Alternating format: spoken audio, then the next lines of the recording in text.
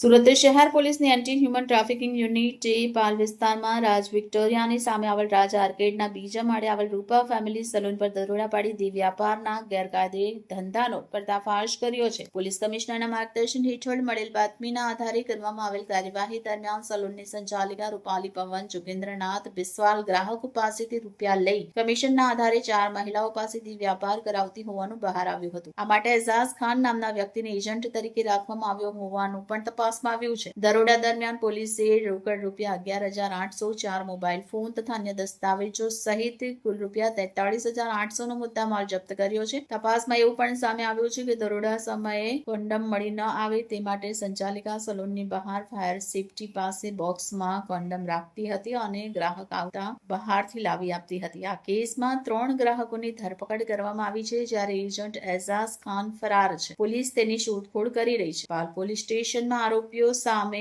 Immoral traffic act 1956 ની કલમ 3, 4, 5, 7 તેમજ ભારતીય ન્યાય સંહિતા 2023 ની કલમ 144, 2 અને 54 હેઠળ ગુનો નોંધવામાં આવ્યો છે. દરોડા દરમિયાન મળી આવેલી 4 ભારતીય મહિલાઓને દેહ વ્યાપારના ચંગુલમાંથી મુક્ત કરાવી તેમની સુરક્ષા અને પુનર્વસન માટે જરૂરી કાર્યવાહી હાથ ધરવામાં આવી.